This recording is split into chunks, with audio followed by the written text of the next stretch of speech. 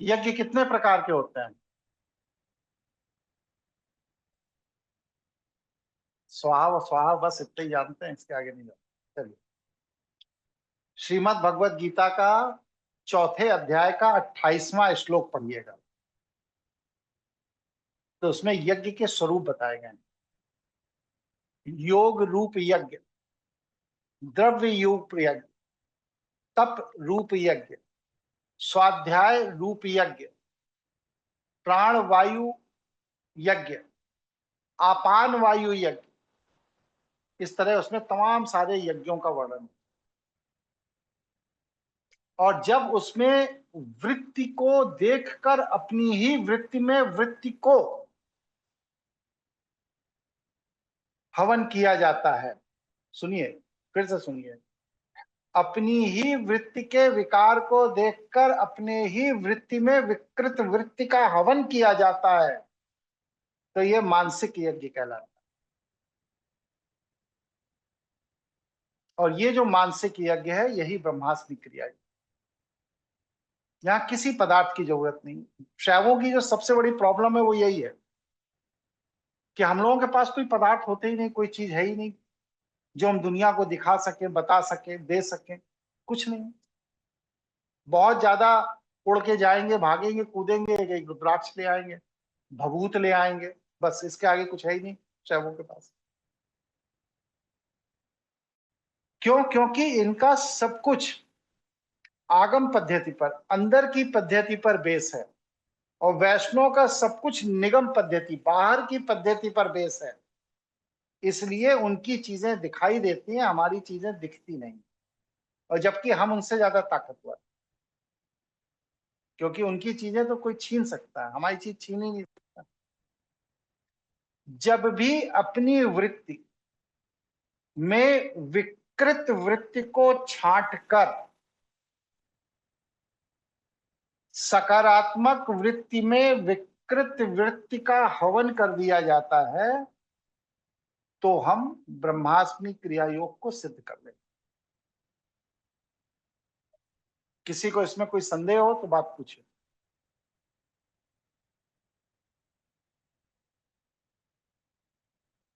प्रणाम गुरु जी। मानी बोलिए मालिक।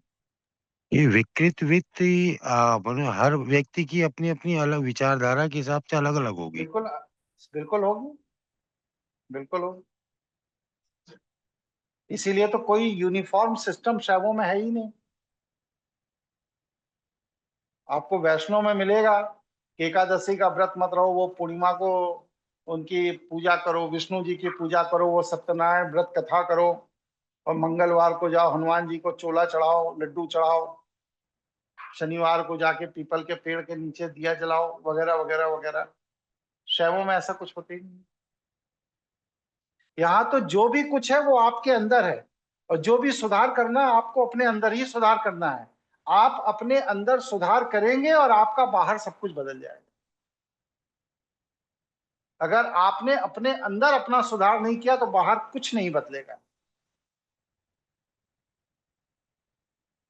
इसलिए जीवन के संघर्ष को कम करना है तो अपने अंदर देखो कि जीवन के संघर्ष को पैदा करने वाली वह कौन सी वृत्ति है।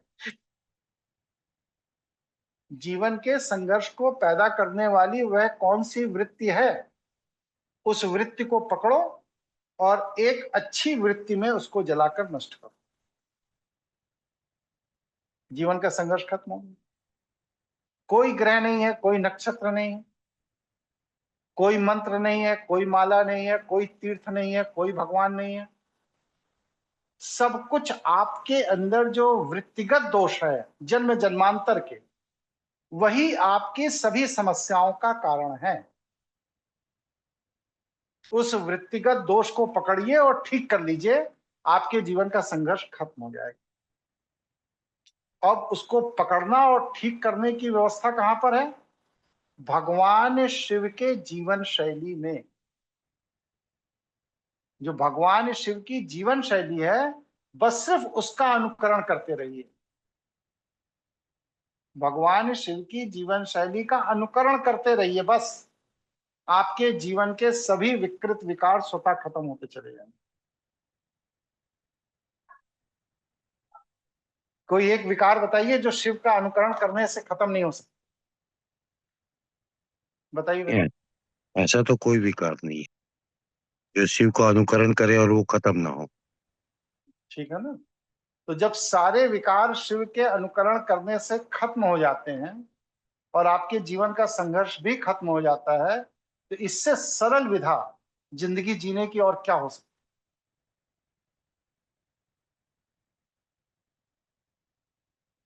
बताओ, ये और लोग बताइए, इससे भी सरल कुछ हो सकता है कि एक व्यक्ति ने जीकर दिखा दिया कि ऐसे जीना है।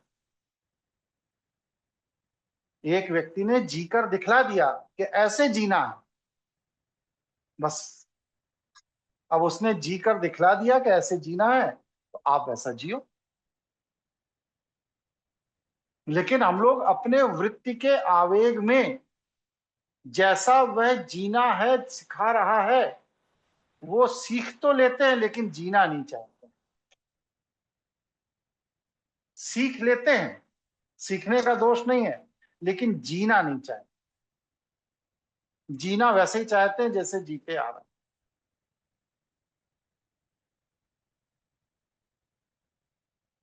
ऐसे ही होता है ना जीवन में, बताइए भाई। जी हाँ गुरु जी। सीखना सब चाहते हैं, जानना सब चाहते हैं, समझना सब चाहते हैं, लेकिन अनुकरण कुछ नहीं करना चाहिए। और फिर कहते हैं कि हमने इतने साल पूजा की, उतने साल पूजा की, ये व्रत रहे, वो व्रत रहे, जीवन में हुआ कुछ नहीं। होगा कैसे? कुछ नहीं होगा, समय बर्बाद कर रहे हैं आप। क्यों? क्योंकि जीने का तरीका वो है ही नहीं जिस तरीके से आप जी रहे हैं। जीने का तरीका बस सिर्फ एक ही सही है, वो है भगवान शिव का तरीका। उनका अनुकरण करेंगे, जीवन में कोई संघर्ष नहीं। बताइए भाई, कोई प्रश्न किसी का? आगे बढ़े। जी गुरु जी। गुरुजी प्रणाम। बोलिए भैया। गुरुजी प्रणाम, शुभम बोल रहा हूँ गुरुजी। गुरुजी आपने बोला भगवान शिव की जीवन शैली, तो भगवान शिव की जीवन शैली का मतलब यहाँ पे शंकर जी की जीवन शैली से है क्या? हाँ, ठीक है। जी गुरु, ठीक है ठीक है। इसमें हम इंद्रियों को जीतते नहीं है। ब्रह्मास्मि क्रिया योग में जैसे वैष्णव में कहा जाता है ना, इंद्रियों पर विजय प्राप्त कर लीजिए, ऐसे ही बोलते हैं ना वैष्णव लोग। बताइए भाई। जी जी गुरु कथावाचक जी। यही कहते हैं, इंद्रियों पर विजय प्राप्त कर लीजिए। इंद्रियों को जीतना थोड़ी है, कोई वहां युद्ध थोड़ी करने जाना। मतलब इंद्रियों से लड़ना नहीं है, विजय नहीं प्राप्त करना, कोई वहां युद्ध करने नहीं जाना है। फिर क्या करना है? इंद्रियों को सकारात्मक दिशा में लगा देना। क्योंकि इंद्रियों से लड़कर आप जीत ही नहीं सकते। आंख से लड़कर कैसे जीतेंगे बताइए? आंख एक इंद्रिय है, महत्वपूर्ण इंद्रिय है, इससे लड़कर कैसे जीता जा सकता? इस पर कैसे विजय प्राप्त? बताइए, कोई तरीका है किसी के पास? नहीं है गुरु नहीं गुरु जी जी। व्यवहारिक रूप से नहीं है। नहीं है। अरे अव्यवहारिक ही बता दीजिए, सिवा आंखें फोड़ देने के और क्या तरीका है? जी नहीं है। लेकिन इंद्रिय को सकारात्मक करना है। क्या है? हमें इन आंखों से दोष नहीं देख, ये इंद्रिय को सकारात्मक करना, उस पर विजय नहीं पाना, सकारात्मक करना। एक स्थिति साधना करते करते करते करते ये हो जाएगी कि व्हाट्सएप का नकारात्मक मैसेज, टीवी की नकारात्मक न्यूज या न्यूज़पेपर में कोई भी नकारात्मक घटना पढ़ने की इच्छा ही खत्म हो जाएगी। रसा स्वादन तो बहुत दूर की बात हो गई, इच्छा ही खत्म हो गई। बस सिर्फ आपको वही बात अच्छी लगेगी जिससे किसी का कल्याण हो जाए, किसी का भला हो जाए। कोई छिद्रान्वेषण करने का विचार नहीं पैदा होगा आपका, किसी के अंदर दोष देखने का विचार नहीं पैदा होगा, किसी के साथ लोभ लालच करने का कोई विचार नहीं पैदा होगा, किसी के साथ ईर्षा द्वेष स्वार्थ करने का कोई विचार नहीं पैदा होगा। जब आप साधना करते हैं और इंद्रिय को सही दिशा में लगाते हैं तो धीरे धीरे धीरे धीरे आप सभी तरह के विकारों से मुक्त हो जाते हैं, स्वतः हो जाते हैं।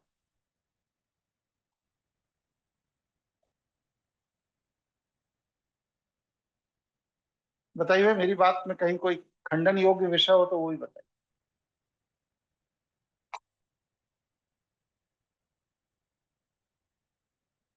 है, आगे बढ़े।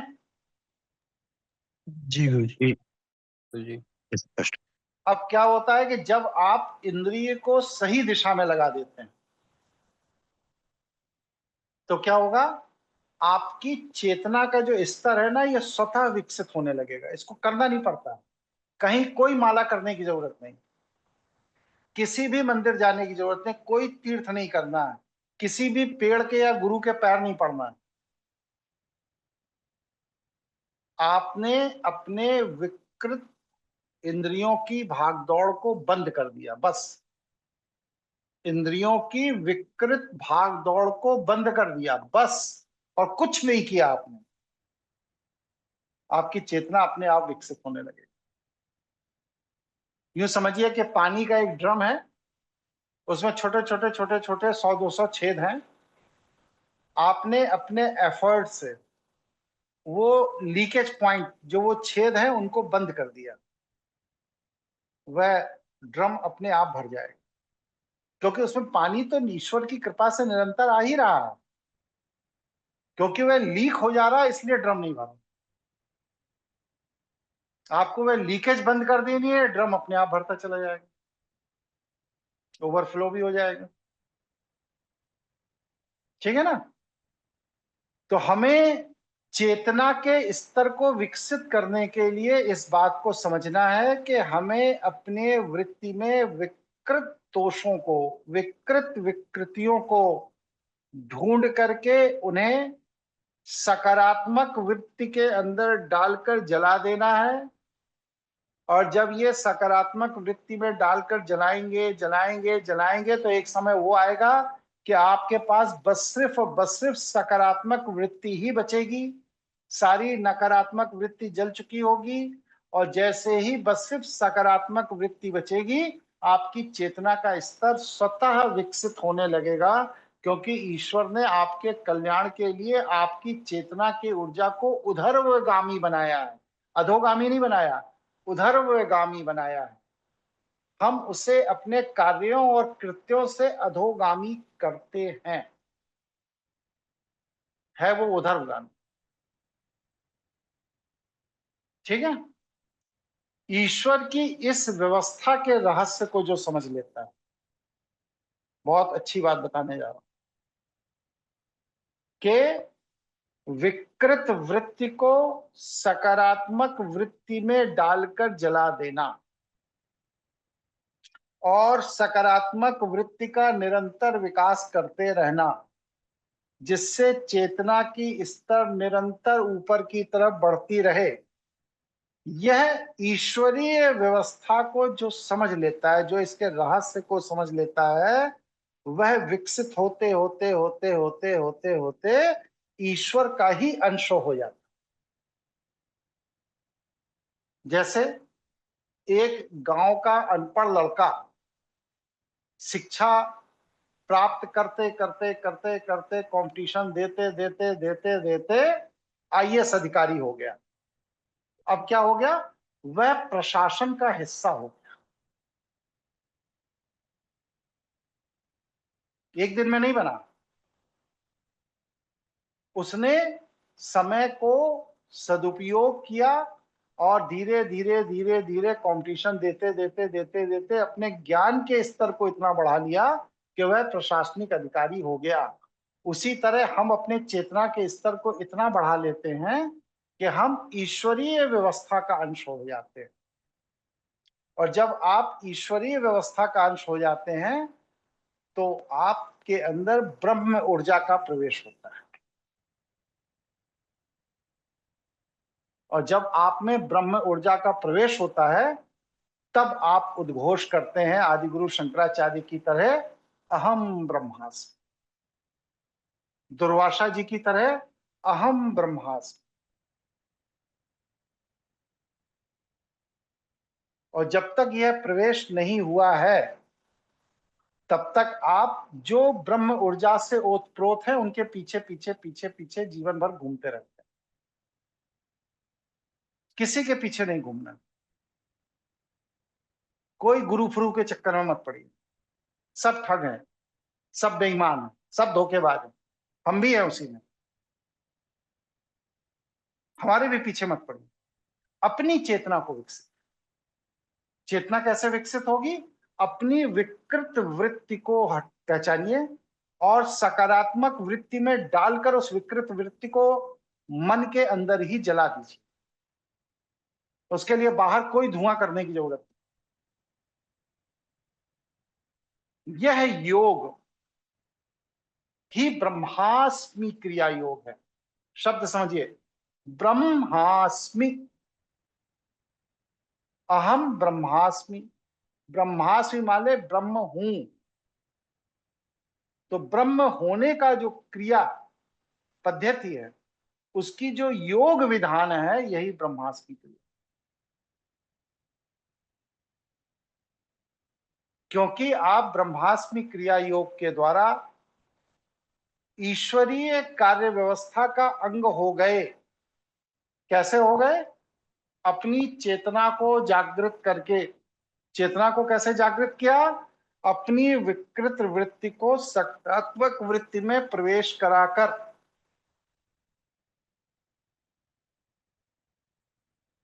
अब आप जब जागृत हो गए इतना, तब आप बीजाक्षर मंत्र के रहस्य को समझ सकेंगे। अगर आप इतना जागृत नहीं है, चेतना का स्तर इतना उच्च नहीं है आपका कि ब्रह्म ऊर्जा से आपका संपर्क हो सके, तो बीजाक्षर मंत्र बता देने के बाद, सुन लेने के बाद, नोट कर लेने के बाद भी आप उसे फलित नहीं कर पाएंगे। और जो चीज फलित नहीं कर पाए, क्या फायदा उसका? तो हमने 6 महीना कार ड्राइविंग सीखी, बस चला नहीं पाते हैं, बाकी सीखा बहुत। 6 महीना सीखा, तो अच्छा ठीक है, फिर वो चला नहीं पाते हैं, बस बाकी सीखा है। वही हाल आजकल साधकों का है। उनसे पूछो भैया साधना, कल हाँ 2 साल से कर रहे हैं, 5 साल से कर रहे हैं, 7 साल से कर रहे हैं। अरे पहुंचे कहाँ ये बताओ? कब पहुंचे? कहीं नहीं, बस पहुंचने वाले हैं, कर रहे हैं। तो उस साधना का क्या मतलब है जिसमें कहीं आप पहुंचे ही नहीं? यहां तक विषय समझ में आ गया हो तो फिर आगे बढ़ाइए।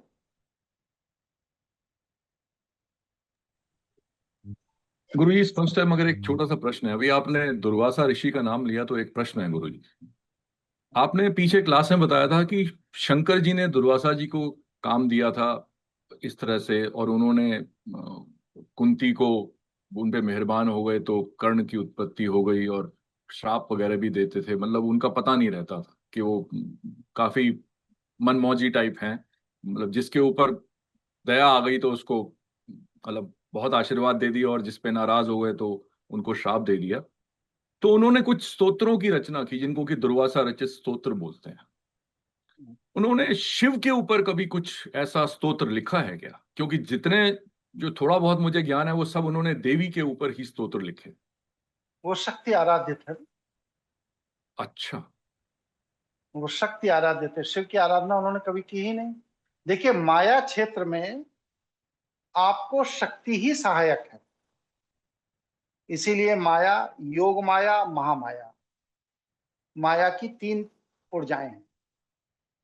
शिव आपकी चेतना को विकसित करके आपको ब्रह्म ऊर्जा देने में सहायक है। ब्रह्म ऊर्जा देने में शक्ति कुछ नहीं कर सकती। शक्ति बस सिर्फ माया क्षेत्र में आपको सफल बना सकती। इसी को कहते हैं हॉरिजेंटल और वर्टिकल। वर्टिकल एनर्जी आपको शिव दे सकते हैं, हॉरिजेंटल एनर्जी जो है वो शक्ति दे सकते हैं।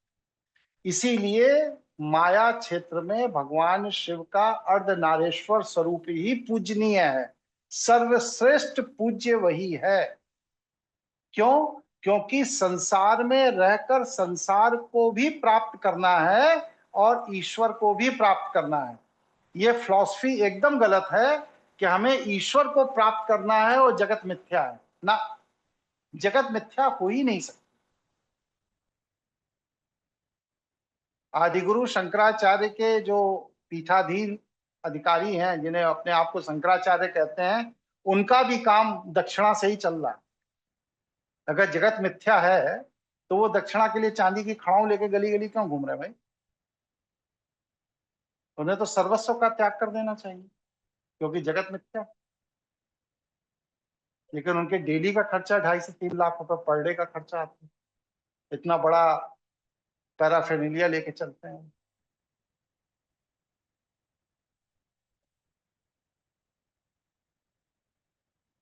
खंडन करिए मेरी बात का, आप लोग खंडन नहीं नहीं, भी बिल्कुल नहीं स्पष्ट है करते हैं। गुरुजी, स्पष्ट है। आपने बहुत बहुत अच्छा प्रकाश डाला उस पर, बिल्कुल स्पष्ट है, समझ ठीक गया। है ना? इसलिए कभी भी माया क्षेत्र को छोड़कर आप ईश्वर को नहीं पा सकते। एक पिक्चर आई थी चित्रलेखा, मीना कुमारी जी की। उस पिक्चर का एक गाना है, सुनिएगा, ठीक है? कहा कि भोग भी एक तपस्या है। जिस राइटर ने लिखा उस गाने को, उसने लिखा है कि यह संसार का ये जो भोग है ना, यह भी एक तपस्या है। तुम त्याग के मारे क्या जानो, तुम्हारे दिमाग विकृत है, तुम तो त्याग त्याग त्याग त्याग। अरे भोग भी तपस्या है, और जो भोग को तपस्या के रूप में नहीं भोग सकता, वो त्याग भी नहीं कर सकता। भोग को जो तपस्या के रूप में नहीं भोग सकता, वह त्याग भी नहीं कर सकता। भाई त्याग तो तुम तब करोगे ना जब भोग की लत होगी। अब हमें शराब पीने की लत है ही नहीं, और कहा हमने शराब छोड़ दी साहब। अरे जब पीते ही नहीं था तो छोड़ दी, कहां से छोड़ दी? पहले पीने की आदत तो डालो, फिर बताओ कि अब पीते थे भाई, 10 साल पी, अब छोड़ दी। जब आपने भोग किया ही नहीं पूरे जीवन, तो फिर त्याग की बात कहने का अधिकार कैसे पैदा हो गया?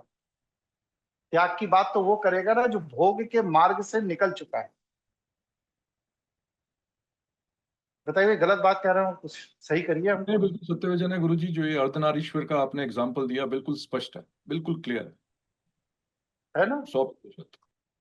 तो ये जो अर्धनारेश्वर स्वरूप है भगवान शिव का, यही माया क्षेत्र में सर्वश्रेष्ठ पूजनीय स्वरूप है, और ये स्वरूप अन्य कहीं नहीं मिलेगा। वहां या तो आपको वर्टिकल मिलेगा या ओरिजेंटल मिलेगा। दोनों तरह की ऊर्जा का एक जगह समुच्चय बस्ती भगवान शिव के ही अर्धनारेश्वर स्वरूप में। अब ब्रह्मास्मि क्रिया योग का बीज मंत्र मैं आपको बता दे। आज नवीन जी नहीं जुड़े क्या भाई? हमारे सुप्रीम कोर्ट के एडवोकेट हैं वो, नवीन नहीं जुड़े आज। चल, तो ब्रह्मास्मि क्रिया योग का बीज मंत्र क्या है, इसको समझ लीजिए। ओम ऐं ह्रीं क्लीं सहरुद्राय नमः। ठीक है, ये मैंने निम्न स्वर में बोला। इसका सही उच्चारण कैसे करना है मैं करके सुनाऊं आप लोगों को? इच्छा है? जी गुरुजी, प्लीज। जय गुरु जी। मैं 7 बार करूंगा, आप लोग बस सिर्फ वाइब्रेशन को पकड़िए और कुछ नहीं सोचिए, और बताइए कि जीवन में क्या घट रहा है। ओम ऐं ह्रीं क्लीं सहरुद्राय नमः। ओम ऐं ह्रीं क्लीं सहरुद्राय नमः। ओम ऐं ह्रीं क्लीं सहरुद्राय नमः। ओम ऐं ह्रीं क्लीं सहरुद्राय नमः। ओम ऐं ह्रीं क्लीं सहरुद्राय नमः। ओम ऐं ह्रीं क्लीं सहरुद्राय नमः। यह इस स्वर में इसका उच्चारण कर। जो साथी हेडफोन लगाकर या किसी चीज के द्वारा सुन रहे हैं, वो अपनी कोई अनुभूति बताएंगे जब मैं इस मंत्र का उच्चारण कर रहा था, उन्हें क्या फील हो रहा था? गुरुजी, मुझे ऐसा फील हुआ कि वाइब्रेशन आगे से मतलब माथे के ऊपर से उठे और पीछे तक निकल रहा है, ऐसा।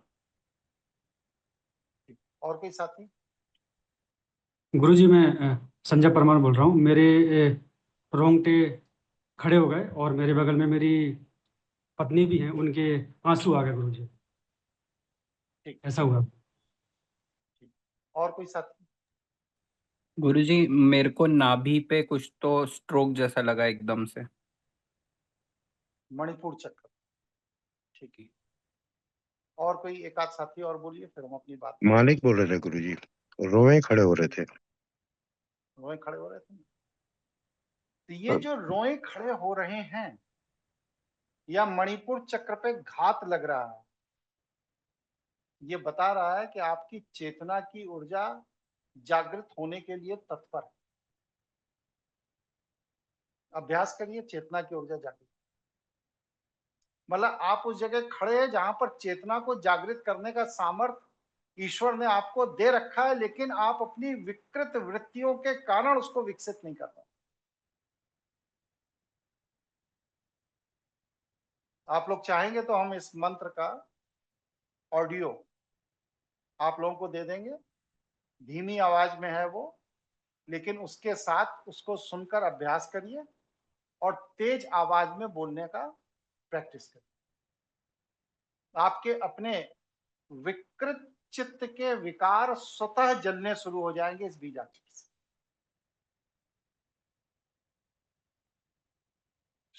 सुशील जुड़ा है? सुशील जी गुरुजी, बोल रहा हूँ गुरुजी। ऑडियो है ना तुम्हारे पास?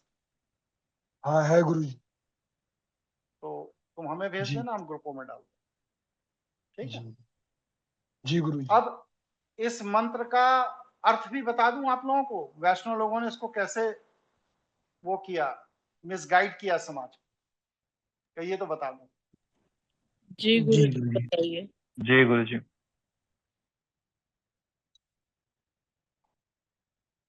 वैष्णव लोग इसको बताते हैं कि ओम तो खैर अनादि स्वर है, ऐन जो है ये ज्ञान और बुद्धि की ऊर्जा का बीजाक्षर है, माता सरस्वती का प्रतिनिधि शब्द।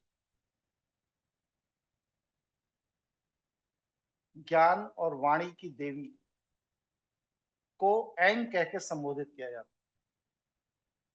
फिर ह्रीं को कहते हैं कि धन और समृद्धि की देवी माता लक्ष्मी को ह्रीं कह के संबोधित किया जाता है। क्लीं माता काली जो विनाश और परिवर्तन की देवी हैं, उनको क्लीं कहकर संबोधित किया जाता है। और सहरुद्राय नमः के तहत भगवान शिव के युगल रूप को प्रणाम किया जाता है। सहरुद्राय नमः, ये वो बताते हैं। लेकिन ये बीजाक्षर मंत्र शैवों का है।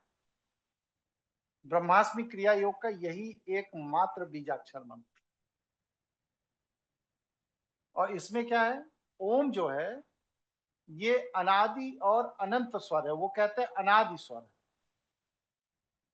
हम कहते हैं अनादि नहीं, अनंत स्वर।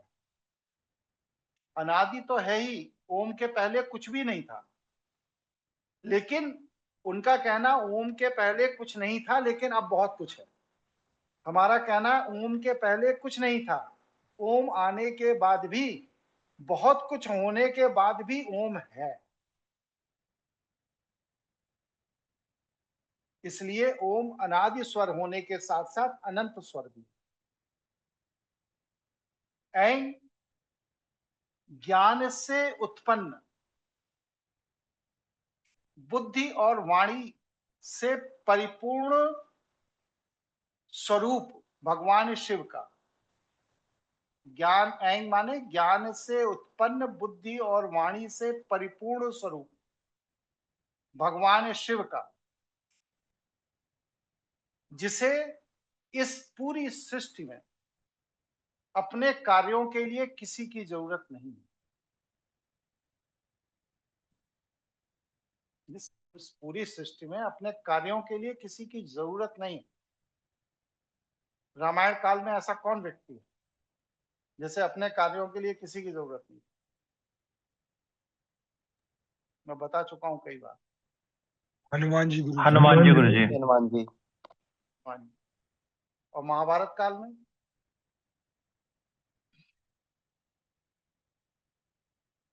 मैं जितना बताएंगे चाबी उतनी चलेगी। कृपाचार्य। कारण एक भी इलस्ट्रेशन ऐसा नहीं है कहीं भी कि कर्ण ने कभी किसी से मदद मांगी। लोगों ने स्वेच्छा से जो दे दिया दे दिया, मांगने किसी से नहीं। ठीक है ना? तो शिव ने अपने ज्ञान बुद्धि वाणी के द्वारा जीव को इतना सामर्थ्यवान बनाया है कि उसे अपनी वृत्ति पर कार्य करने के लिए किसी की जरूरत नहीं है।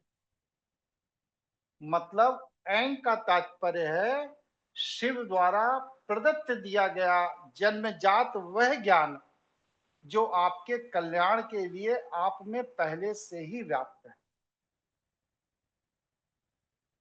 तो जब ज्ञान आप में आपके कल्याण के लिए पहले से ही व्याप्त है, अब आपको किसी ग्रंथ, किसी मंदिर, किसी माला, किसी भगवान, किसी तीर्थ, किसी गुरु के पास जाने की जरूरत नहीं। सब कुछ आप में पहले से ही। आपने क्योंकि अपने अंदर का वह ग्रंथ खोल के पढ़ा नहीं, इसलिए आपको बाहर के ग्रंथों की जरूरत।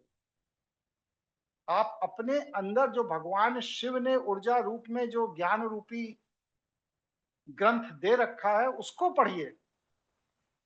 और जब आप उसको पढ़ लेंगे, ऐंग कर लेंगे, ऐंग माने स्वाध्याय, जब आप उसको ऐंग कर लेंगे, उसका स्वाध्याय कर लेंगे, तो इस सृष्टि का समग्र ज्ञान उसके आगे कण मात्र है। दुनिया में जो भी ज्ञान है वो कण मात्र है, कुछ नहीं है। ऐंग की ऊर्जा भगवान शिव द्वारा प्रदत्त की गई इतनी बड़ी ऊर्जा, यह ज्ञान बुद्धि में प्रकट होती है, स्टोर नहीं होती, प्रकट। क्यों? क्योंकि ये ब्रह्मांडीय ऊर्जा से प्राप्त होने वाला सीधा ज्ञान है। देश काल परिस्थिति संस्कार वृत्ति परिवेश के अनुरूप ब्रह्मांडीय ऊर्जा से ये ज्ञान प्राप्त, यह है ऐंग का महत्व। ह्रीं, ह्रीं क्या है? माया क्षेत्र, जिस क्षेत्र में भगवान शिव ने आपको प्रशिक्षण के लिए भेजा, इस माया क्षेत्र में प्रशिक्षण को पूरा करने का बीजाक्षर। अगर आप ह्रीं नहीं, ह्रीं माने सर्वस्व को छोड़ने का सामर्थ्य, अगर आप में नहीं है तो आप माया क्षेत्र में कभी भी सफल नहीं हो सकते।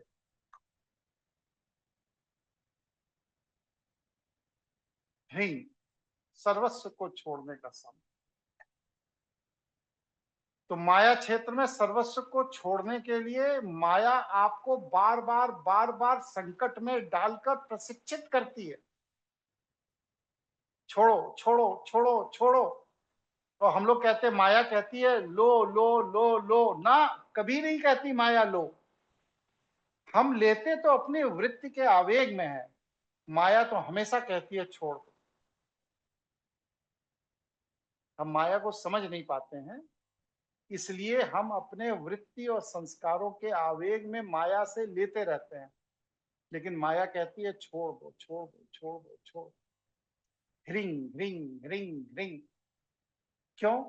एक किसान ने अगर मुट्ठी भर बीज अपने हाथ में पकड़ रखा है और उस मुट्ठी भर बीज को अगर वह छोड़ने को तैयार नहीं है, तो क्या वह कभी भी फसल बना सकता है?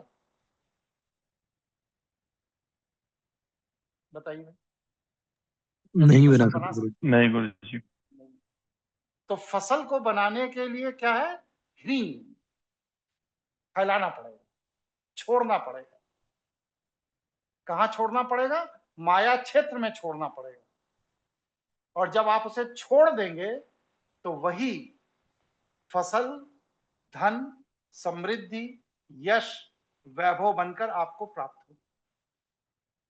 और जब तक आप छोड़ेंगे नहीं, तब तक आप धन, समृद्धि, यश, वैभव से वंचित बने रहेंगे।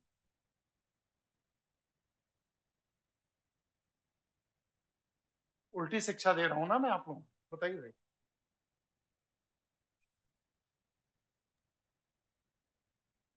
नहीं गुरुजी, आप कहाँ बिल्कुल चले सही गए? बोल रहे हैं।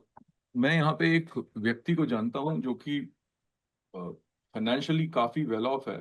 तो वैसे तो कभी बात बताते नहीं है वो, लेकिन एक दिन उन्होंने बताया कि वो काफी ज्यादा जो भी कमाई है ना उसका, मतलब उनकी कमाई अच्छे लेवल की है। तो वो कहते हैं कि मैंने बांध रखा है कि 30%, कहता है मैंने अपने अकाउंटेंट को निर्देश दे रखा है कि जो भी मेरी कमाई होगी, जब तू साल के आखिर में टैक्स भर रहा होगा या कुछ भर रहा होगा, 30% सीधा उठा के डोनेट कर देना।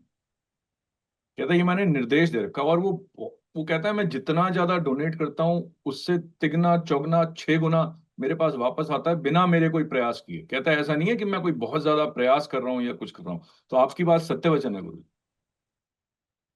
ठीक है ना?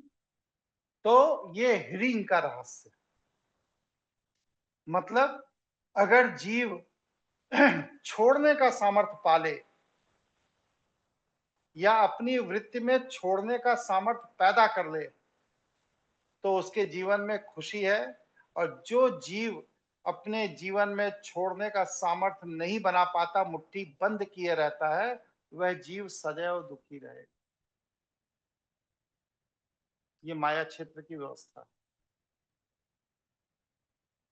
ठीक है? इसीलिए पाना और जाना, पाना माने लाभ और हानि, यही तो हमें प्रशिक्षित करता है। अगर लाभ और हानि के चक्रव्यूह में हम ना फंसे तो हमें इस माया क्षेत्र में कष्ट क्या है? कोई कष्ट बताइए। कुछ भी नहीं है गुरुजी। लेकिन हम इसलिए परेशान हैं, कष्ट में हैं, क्योंकि हम पाने और जाने के विज्ञान को नहीं समझ पा रहे, इसलिए परेशान। ठीक है ना? अब आगे आगे आते हैं कि जब शिव ने सृष्टि की उत्पत्ति से पूर्व माया क्षेत्र के नियम बनाए, जिसमें उसने क्या कहा? रिंग माने छोड़ो,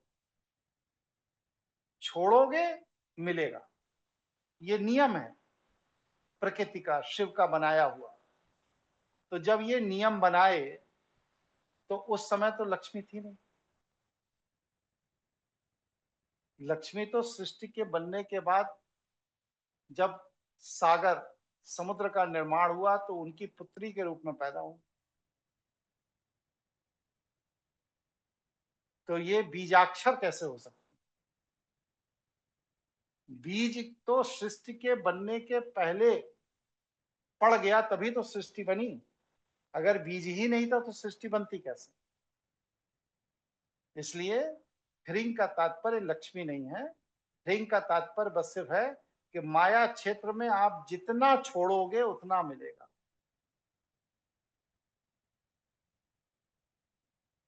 छोड़ना और मिलना प्रकृति की व्यवस्था। ठीक है ना? अब आइए क्लिंग। क्लिंग भी एक व्यवस्था है। भगवान शिव ने जब सृष्टि की उत्पत्ति के नियम बनाए तो उसके साथ ही इसके अंत के नियम भी बना दिए।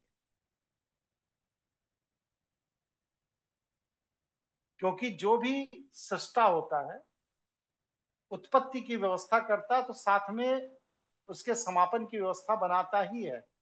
नहीं तो अव्यवस्था फैल जाएगी। अगर जन्म के साथ ही मृत्यु की तिथि निर्धारित ना हो तो करोड़ों करोड़ लोग इस संसार में घूमते रहेंगे।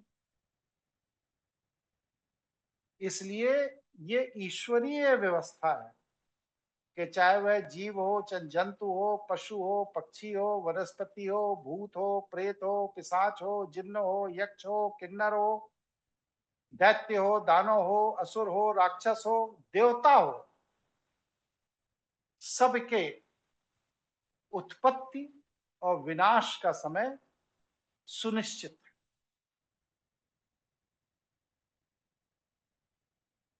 और जब उत्पत्ति और विनाश का समय सुनिश्चित है तो ये जो सुनिश्चितता है कि कब उत्पत्ति होगी और कब विनाश होगा, यह क्लिंग ऊर्जा के अधीन आता है। इसीलिए भगवान शिव को स्वयं संहारक भी कहा गया। उसके लिए उन्हें अपने संहार करने के लिए किसी काली की जरूरत नहीं है। काली उनके संहार की प्रक्रिया में सहायक है, लेकिन वो शिव काली पर आश्रित नहीं है कि काली नहीं होगी तो संहार नहीं होगा ना, ऐसा नहीं। तो शिव सृष्टि की उत्पत्ति के साथ ही उसके विनाश के नियम बनाए, इसलिए क्लिंग की ऊर्जा शिव के साथ है, शिव के द्वारा है, और यह ऊर्जा ही सृष्टि की उत्पत्ति और सृष्टि के विनाश के सिद्धांतों को सृष्टि के निर्माण के पूर्व ही बना दिया गया। तब काली थी ही नहीं, ठीक है ना। इसलिए क्लिंग काल का बीजाक्षर, काली का नहीं, काल। वैष्णव लोग जबरदस्ती लक्ष्य को लक्ष्मी बना देंगे, काल को काली बना देंगे, मतलब इधर मात्रा लगा दो, इधर मात्रा लगा दो, इधर का मिटा दो, उधर जोड़ दो, ऐसे ही करके वो नाम बदलते रहते हैं। काल का काम क्या है? समय पर उत्पत्ति करना और समय पर विनाश करना। काल किसका अधीन है? शिव के, महाकाल। तो यह काल जो है ये बीजाक्षर है। क्लिंग शब्द जो है ये काल का बीजाक्षर। ठीक है, स्पष्ट हो गया? जी गुरुजी। जी गुरु जी गुरुजी। गुरुजी एक प्रश्न है, अगर आज्ञा दे तो। अरे बिल्कुल पूछिए, दो पूछिए। मेरा सिर्फ प्रश्न ये है गुरुजी कि ये जो आपने मंत्र का अभी उच्चारण किया, तो ये आपने काफी उच्च स्वर में किया, तो उसके पीछे कोई कारण है गुरुजी? आपके कुंडलनी पर घात कैसे होगा अगर उच्च स्वर नहीं होगा? जीवनी ऊर्जा तो वहां पर छिपी बैठी है ना, 3.5 कुंडली मारकर। जी जी। तो उसको उकसाने के लिए, जैसे सांप को बैठा उसके फन उठे, तो इसके लिए उकसाया जाता है सांप। जी जी। जब उकसाएंगे तो फन उठाएगा।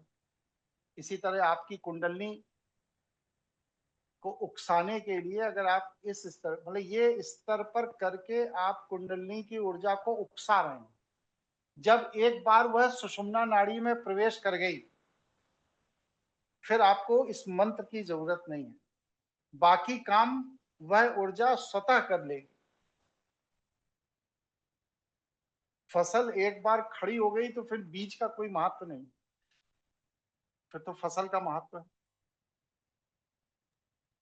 ठीक है ना? आपने तो यहाँ पर गुरुजी उदाहरण के तौर पे 7 दफे किया, वैसे मतलब एक रोजमर्रा के उसमें अगर कोई इसको करना चाहे तो कितने दफे करना चाहिए कम से कम? जब तक मन लगे। बहुत बड़े बड़े लोगों को मैंने देखा 20-22 बार से ज्यादा कोई नहीं कर पाता। शरीर के अंदर इतना कंपन होने लगता है कि उनका इंटरनल सिस्टम फेल होने लगता है। स्पष्ट है गुरुजी, धन्यवाद। क्योंकि वाइब्रेशन पैदा होता है ना इससे। आपके अंदर अगर सामर्थ्य नहीं है, आप 20-22 बार से ज्यादा नहीं कर पाएंगे। ठीक है? तो कार्य और कारण के देवता जो हैं वह काल हैं, और काल को क्लिंग कह के संबोधित किया गया है। तो ऐंग ह्रींग क्लिंग माने ज्ञान, सांसारिक प्रशिक्षण स्थल और कार्य, यह तीनों का बीजाक्षर स्वरूप। अब सहरुद्राय, सहरुद्राय क्या है? ये मैथुनिक सृष्टि है। अकेला पुरुष कुछ नहीं कर सकता, अकेली स्त्री कुछ नहीं कर सकती। सृष्टि संचालन के लिए स्त्री और पुरुष का संयोग जरूरी है। मतलब चेतना और माया, इन दोनों का जब तक संयोग नहीं होगा तब तक बड़े से बड़ा साधक कुछ नहीं कर पाएगा। इसीलिए सब शंकराचार्य बैठे हुए कहीं कोई कुछ नहीं कर पा रहे।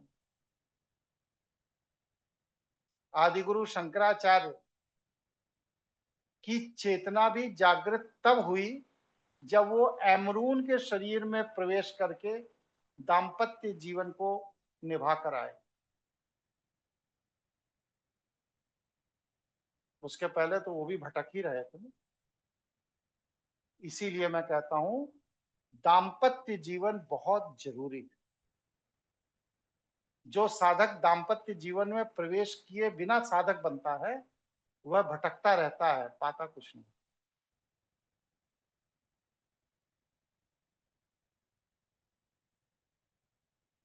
बताइए भाई, सही सही बात बता रहे हैं?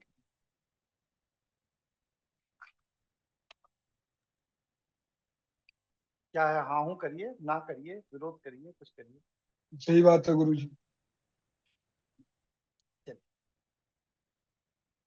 क्योंकि ऊर्जा का वर्तुल पूरा ही नहीं होगा। साधना की ऊर्जा का वर्तुल तभी पूरा होगा जब आप दाम्पत्य जीवन में हो। तो जिस रुद्र के युगल स्वरूप के ऊर्जा को पहचानने के लिए हम लोगों को जो साधकों ने स्वरूप समझाने की चेष्टा की वो भगवान शिव का अर्धनारेश्वर स्वरूप, ये समझाने के लिए है बस।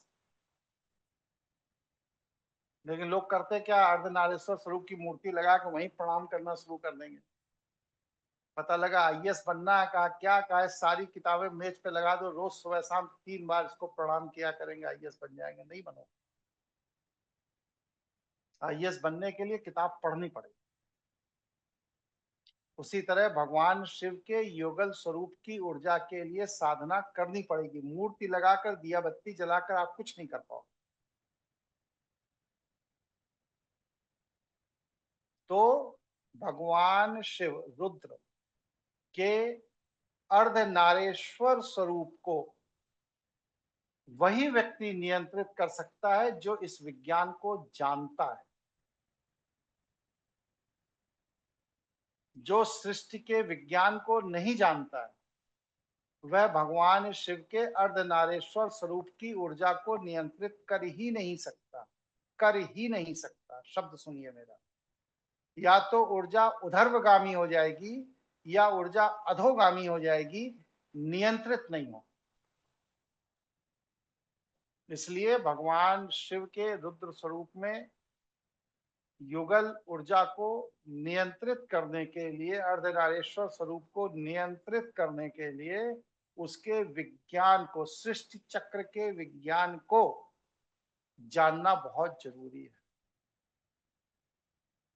तभी आप संसार में भी सफल होंगे और चेतना भी विकसित। ठीक है, इसलिए यह युगल मंत्र, ठीक है, इसलिए यह युगल मंत्र ही इस सृष्टि में, इस मैथुनिक सृष्टि में एकमात्र संपूर्ण मंत्र है। बाकी और सारे मंत्र आधे अधूरे। कोई प्रश्न हो किसी का तो पूछिए। फिर इसके बाद एक एटम बम फोड़ूंगा, फिर क्लास खत्म करूंगा। बताइए क्या हुआ भाई, चले गए क्या सब? गुरु जी प्रश्न है इसके साथ, जैसे क्लीन बीज लगाने की वजह से इस मंत्र के अंदर एक काल का चक्र निर्मित हो गया है बेसिकली एक, तो उसकी वजह से ये माया रूपी क्षेत्र में ये कार्यान्वित हो जाता है। बिल्कुल सही कहा, ठीक है ना। इसलिए इस संसार में यही एक युगल मंत्र है जो सबसे ज्यादा प्रभावशाली है।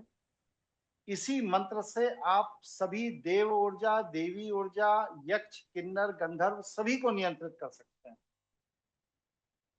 और इस मंत्र के अधिष्ठात्रा देवता भगवान शिव ही हैं, जो अर्धनारेश्वर स्वरूप में हैं। क्यों? क्योंकि यही एकमात्र देवता हैं जो मैथुनिक सृष्टि में अर्धनारेश्वर पिंड धारण करने का सामर्थ्य रखते हैं। इसीलिए कोई भी देवी हो, देवता हो, भगवान हो, यक्ष हो, किन्नर हो, दैत्य हो, दानव हो, असुर हो, कोई भी ऐसा नहीं है जो भगवान शिव के अधीन ना आया हो। आना ही पड़ेगा। चेतना को उधर्वगामी करना है तब भी शिव के ही अधीन आना पड़ेगा, और चेतना को क्षैतिज करना है तब भी आपको शिव के अधीन ही आना पड़ेगा। क्योंकि यही एक युगल मंत्र समग्र है, संपूर्ण है, सर्वव्यापी है। और मुझे इस बात को कहने में कोई संकोच नहीं है, एज ए शैव आचार्य मुझे इस बात को कहने में कोई संकोच नहीं है कि यह मंत्र गायत्री मंत्र से भी कई गुना अधिक शक्तिशाली है। क्योंकि इसके चमत्कार मैंने अपने जीवन में देखे हैं। मेरी माँ गायत्री उपासक थी। पंडित श्रीराम शर्मा आचार्य जी से उन्होंने डायरेक्ट दीक्षा ली थी 12 साल की उम्र, और उन्होंने कोई दूसरा गुरु कभी किया नहीं। पूरे जीवन पंडित श्रीराम शर्मा आचार्य के ही ग्रंथ पढ़ती थी और उन्हीं के मार्गदर्शन में अपना साधना करती थी। और मैं जब पंडित श्रीराम शर्मा आचार्य जी से माता जी के साथ मिलने गया तो मैंने जिज्ञासावश उनसे पूछा कि गायत्री मंत्र से भी शक्तिशाली कोई मंत्र हो सकता है? तो उन्होंने कहा हाँ। हमने कहा कौन सा मंत्र है? कहले भगवान शिव का युगल मंत्र। इसको उन्होंने मतलब मेरे स्वीकार किया कि वो मंत्र गायत्री मंत्र से भी अधिक शक्तिशाली। तो यह मंत्र देव ऊर्जा को भी नियंत्रित करता है, दानव ऊर्जा को भी नियंत्रित करता है, असुर ऊर्जा को भी नियंत्रित करता है, यक्ष को भी नियंत्रित करता है। यह मंत्र अकेला एक ऐसा मंत्र है जो भूत, प्रेत, पिशाच, जिन्न, यक्ष, किन्नर, किसी भी तरह की किसी भी योनि का कोई भी ऊर्जा हो उसको यह नियंत्रित करने का सामर्थ्य रखता है। जिन लोगों ने इस मंत्र की साधना की है पिछले 2-3 साल में, वो साथी 1-2 लोग अपना अनुभव अगर कुछ बताना चाहें तो बता दीजिए।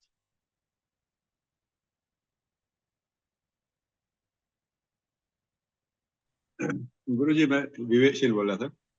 मैं आपसे आग्रह कर रहा हूँ गुरुजी, पहले इसका प्रिकॉशंस भी बता दीजिए। तो ये इतना शक्तिशाली मंत्र है और जो इसका दुष्परिणाम होता है जो हम लोगों ने सब ने करीब करीब भोगा है, शुरुआत में कुछ ज्यादा एक्साइटेड हो जो भी, तो प्लीज वो बता दीजिए। ये लोग धीरे वाले से शुरू करें, एक ही बार उतने कुछ आवृत्ति पर मत जाए।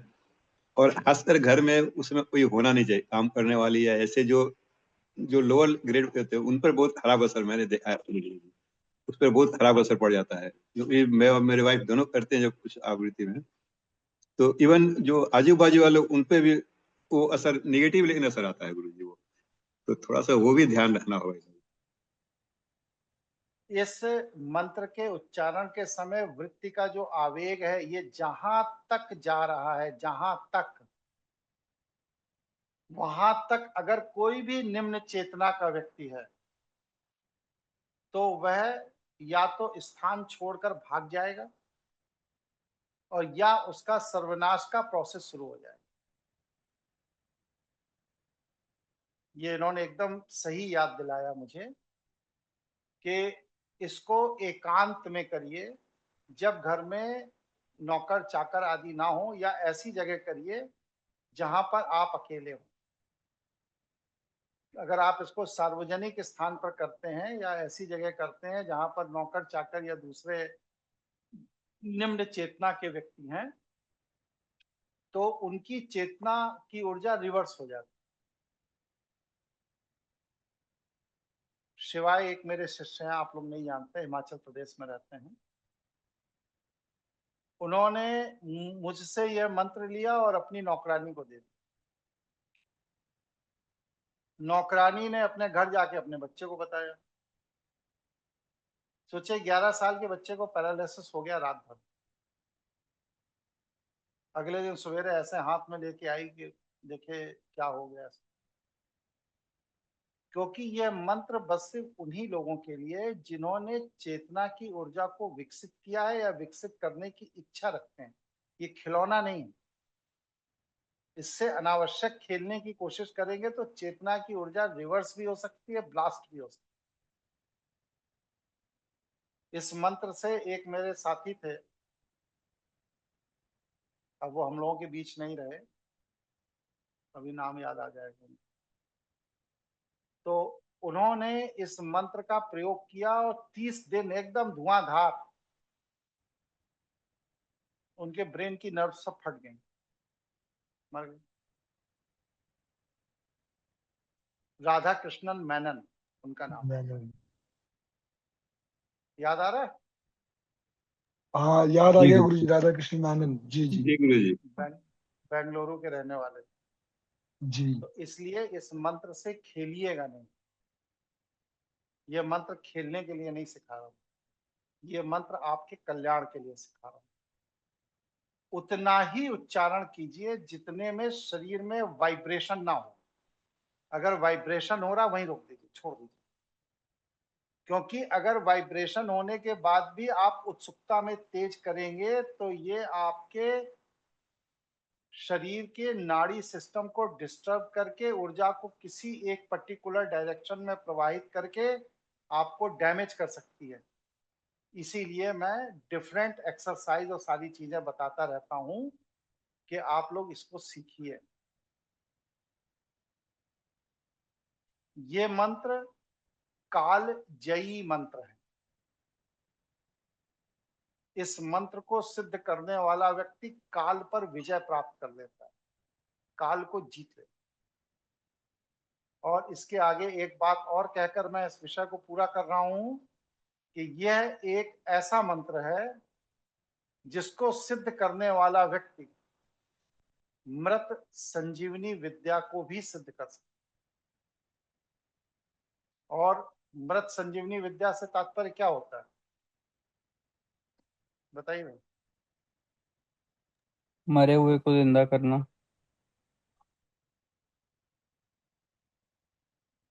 तो ऐसा चमत्कार किसी के साथ हुआ है हमारे संपर्क में?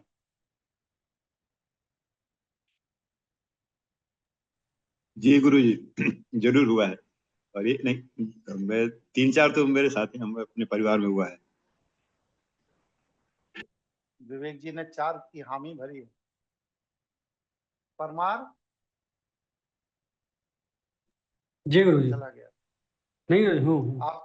आपके मामले में भी तो डॉक्टर्स ने सब दोनों हाथ उठा हाँ दिए, जी कुछ नहीं हो सकता। जी गुरुजी। हाँ हाँ गुरुजी, मैं भी लगभग मरा ही था गुरुजी, हॉस्पिटल बेड पे कुछ था ही नहीं।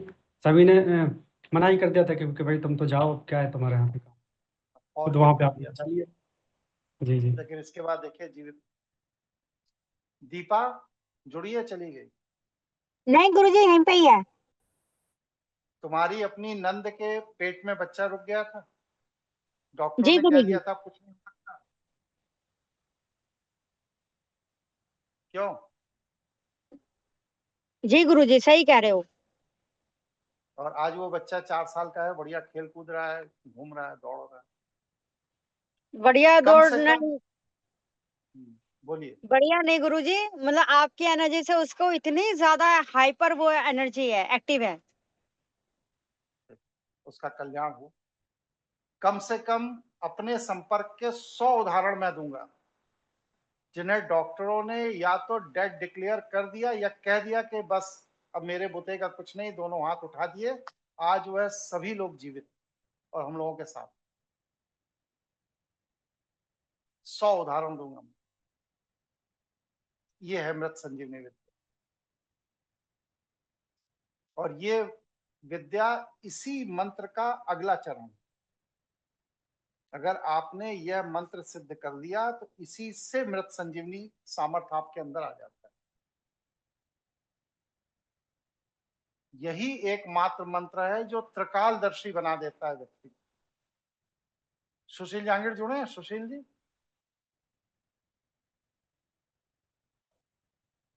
चला गया। इनके गुरुजी यहाँ मैं इसमें गया बोलो बोलो चंद्रशेखर। प्रश्न ये है गुरुजी कि इसकी साधना प्रक्रिया क्या है? कल बताएंगे ना, सब आज ही कोर्स थोड़ी पूरा कर लिया। मेरा भी यही प्रश्न था गुरु जी। ये चंद्रशेखर जी ने बहुत अच्छा सवाल किया है। मेरा भी आपसे यही प्रश्न था, लेकिन ठीक है, अगर वो कल पूरा होगा तो बहुत सही बात है। एक आपसे रिक्वेस्ट और थी। आपने अभी बोला था कि अगर कुछ ऐसे लोग जुड़े हुए हैं जो कि अपना एक्सपीरियंस शेयर कर सकें, तो विवेकशील जी ने सावधानियां बरतने की तो बात कर ली, मगर क्या उनको भी कोई एक्सपीरियंस हुआ है? मृत संजीवनी वाले की बात नहीं कर रहा हूं मैं, सिर्फ इस मंत्र की बात कर रहा हूं। बताइए भाई विवेक आप जी। प्रणीत जी, हाँ जी गुरुजी। हाँ प्रणीत भाई, मेरे साथ भी हुआ था, इसलिए मैं एक मिनट पहले विवेक जी का एक संक्षिप्त परिचय बता दे रहा हूँ। प्रणीत जी, जी जी विवेक जी अफ्रीका में तंजानिया में रहते हैं, और ये चीन की 7 अलग अलग कंपनियों के डायरेक्टर हैं। और अफ्रीका के अंदर चाइना के बड़े इंडस्ट्रियलिस्ट कोई भी काम अगर करते हैं तो वो विवेकशील जी के आज्ञा के बिना नहीं कर सकते। इतने प्रभावशाली व्यक्ति। चलिए अब विवेक जी आप अपना बताइए। नहीं गुरुजी, इतना भी नहीं है, चलिए, लेकिन हाँ आपका कृपा, आपका आशीर्वाद है, हम लोग आगे बढ़ रहे हैं। हाँ तो प्रणीत भाई ऐसा था, इसका मैं एकदम स्पेसिफिक आपको एग्जांपल दे रहा हूँ। जब पहले हम लोग भी मंद गति वाला करते थे, फिर गुरुजी से बात हुई, फिर हम लोग ने तीव्र आवृत्ति शुरू किया, और जैसा गुरुजी ने बोला ना कि ओवर एक्साइटमेंट में मैं कुछ ज्यादा कर गया उसको, और फिर मेरा पूरा एनर्जी डिसबैलेंस हो गया। फिर मैंने तुरंत गुरुजी को फोन लगाया, तो जो मूलाधार चक्र था वहां पे कुछ गुरुजी ने बताया कुछ गड़बड़ है, फिर उन्होंने उसे ठीक किया। लेकिन मुझे बहुत परेशानी हो गई थी, करीब 5-6 घंटा तक तो बहुत ही मैं परेशान रहा था। बट संजोग से गुरुजी से मैंने बात किया, गुरुजी बोला ठीक है, गुरुजी ने बोला बस 5 मिनट रुकिए, आप फिर बताइएगा। 5 मिनट बाद फिर वो ठीक हो गया। तो ये होता है, डिसबैलेंस तो होता है एनर्जी का। अगर आप एक्साइटमेंट में ज्यादा कर दिए तो फिर थोड़ा दिक्कत तो है इसमें। और दूसरा था, जैसे मैंने एक और था, जैसे हम लोग कर रहे थे तो हमारे यहाँ काम वाली थी, तो 2-3 काम वाली मतलब छोड़ के चली गई, मतलब एकदम से। तो बाद में फिर हम लोगों ने एनालिसिस किया कि शायद वो समय वो काम करती थी। तो उस समय मैं नॉर्मल सिर्फ आपका जो गुरुजी मंत्र है वो मैं सुनता था लगा के।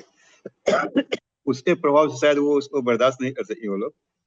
तो ये तो 2 दिन में ही चली गई, ये फिर एक दिन आई, दूसरे दिन से वो आई ही नहीं फिर। तो उसका से फिर हम लोगों ने उसको छोड़ दिया, कान में अपना ईयरफोन लगा के सुनते हैं। तो नहीं, मेरा प्रश्न ये था कि बदलाव क्या आया, सकारात्मक बदलाव क्या आया? आपके जीवन में क्या बदला ये जानना चाहते हैं। बदलाव तो बस गुरुजी ने बताए, जो छोटा मोटा बस वही हुआ, और ये हो रहा पॉजिटिव हो रहा। और शुरू में तो नहीं जो नहीं, हम लोगों ने शुरू किया छोटा मोटा क्या, आप पहेलियों में बात कर रहे हैं विवेक जी। अगर बताना नहीं चाहते वो ठीक है, अगर पर्सनल बात है तो सही है, नहीं नहीं नहीं नहीं लेकिन नहीं, आप पर्सनल छोटा कोई मोटा, नहीं। ऐसे तो ऐसे नहीं नहीं, ये आदमी तो क्या अंदाजा लगाएगा, बताइए। नहीं नहीं, ये तो नहीं, ये तो हम लोग परिवार है, इसमें तो कोई छुपी हुई बात नहीं है और कुछ नहीं है। हाँ लेकिन जो जिस परिस्थिति में, इसलिए बोला हूँ ना कि मेरी उस समय क्या स्थिति थी, क्या थी, शायद आप नहीं उतना डिटेल में जानना नहीं चाह रहा था मैं। लेकिन हाँ गुरुजी जब सानिध्य में जुड़ा, और मैं तो अपने बहुत भाग्यशाली मानता हूँ कि मैं, गुरुजी ने मुझे दीक्षा भी दी है। और वो भी वहां से बैठे बैठे, हम लोग दार एस सलाम तंजानिया में थे यहाँ पे, और वो तो एक अलग ही अनुभव था जब उन्होंने दीक्षा दिया था।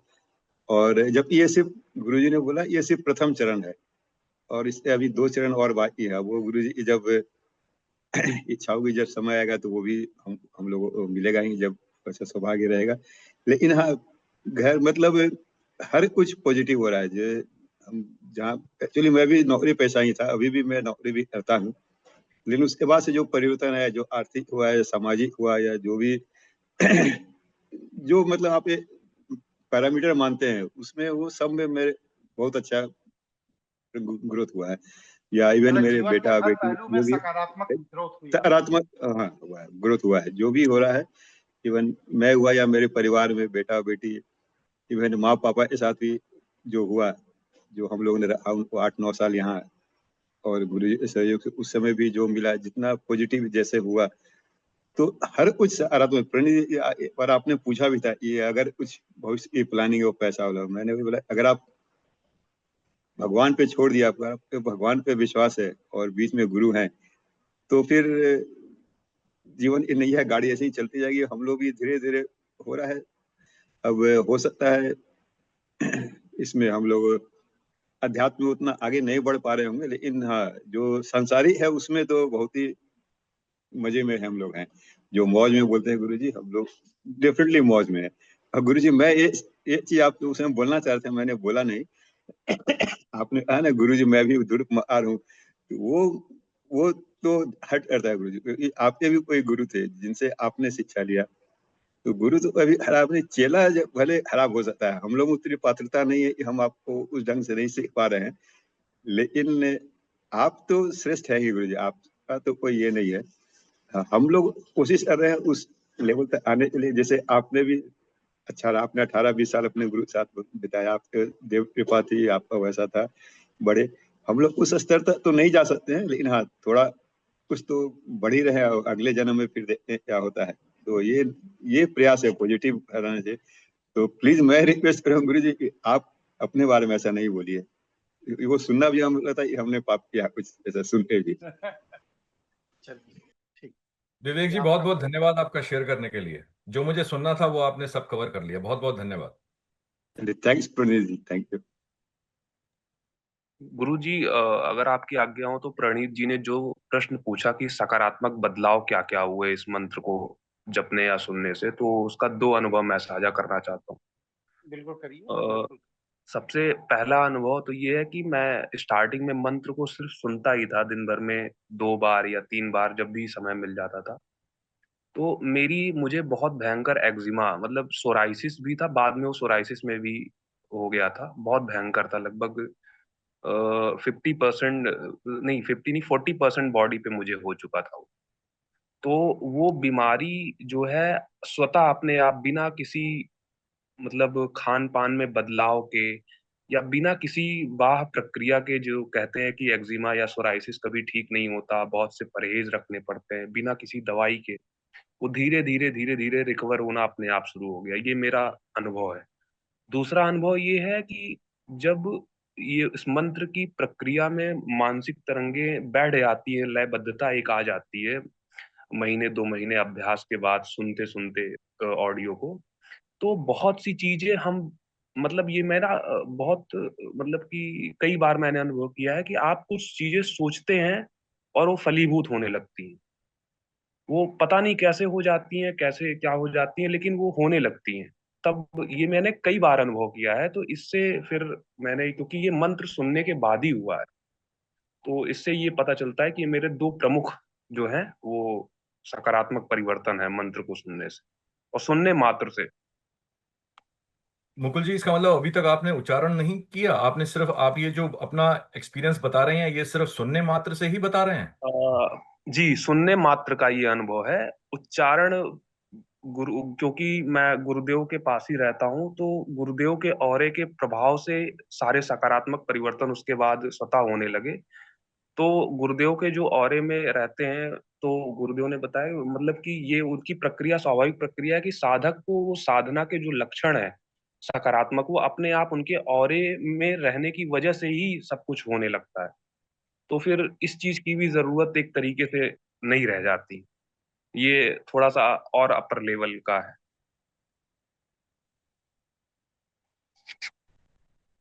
एक शायर ने कहा है, अब तो इंसान को इंसान बनाया जाए, चलो कोई और ही भगवान बनाया। ठीक है, मुझको इंसान ही बना रहने दीजिए, भगवान बनाने की कोशिश मत कीजिए।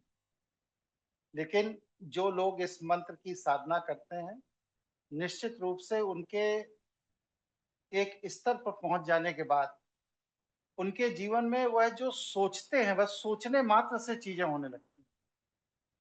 संजय सिंह परमार हैं, ये एक आईटी कंपनी में जॉब करते हैं। संजय, तुम्हारे कंपनी में कितने वर्ग वो हैं, एम्प्लॉय हैं? गुरुजी 1,46,000 total employee, active employee. Active employee 1,46,000 है टोटल, और उसमें बस सिर्फ संजय जी ही एक ऐसे नायाब व्यक्ति हैं, भगवान शिव की कृपा है इनके ऊपर, जो वर्क एट होम आज तक कर रहे हैं। जी गुरुजी, मतलब बिल्कुल। सबको ऑफिस बुला के काम लिया जाता है। जी जी।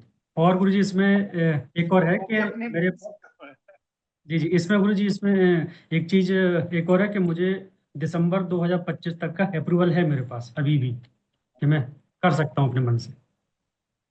जी तो ये भगवान शिव की ही कृपा है। मतलब 1,48,000 एम्प्लॉय में अकेला एक एम्प्लॉय जो अभी भी वर्क एट होम कर रहा है, और उससे वैसे ही काम चलता जा रहा है। संगठन बुलाते ही नहीं है ऑफिस आइए, सालों से नहीं बुलाया, लेकिन तनख्वाह एकदम समय से आ रही है। ये भगवान शिव की ही कृपा है, और कोई विकल्प नहीं। ठीक है। तो ऐसे बहुत से उदाहरण, बहुत से चमत्कार लोगों के जीवन में घटते हैं। स्वप्ना जी है, केरल की रहने वाली हैं, इनका पूरा जीवन बदल गया। सुशील जांगड़ है, इनका पूरा जीवन बदल गया। बहुत से अपने बीच में, कोई भी शायद ऐसा हो जो ये कहे कि अभी तक मेरे जीवन में कोई सकारात्मक परिवर्तन नहीं हुआ, कोई भी नहीं है। सबका जीवन बदलेगा, और जो साधना करेगा उसका बदलेगा। ठीक है ना? चलिए, तो कल क्लास रखनी है। जी गुरुजी। जी गुरुजी। ठीक, कल क्लास रखेंगे। कल हम उसमें इस मंत्र के कुछ नियम बताएंगे, और नियम के आगे फिर प्रक्रिया बताएंगे, और आप नियम और प्रक्रिया दोनों को समझकर इसका अनुकरण कीजिए। नहीं समझ में आए बिल्कुल मत कीजिए, और अगर बिना समझे करेंगे तो इसकी जो वाइब्रेशन की ऊर्जा है वो आपको क्षति भी पहुंचा सकती है। मैंने बताया ना कि राधा कृष्णन मेनन ब्रेन हेमरेज में मर गए। इसलिए ऐसा कोई काम मत करिए कि आपको नुकसान। ठीक है। सभी साथियों को नमस्कार। प्रणाम गुरुजी।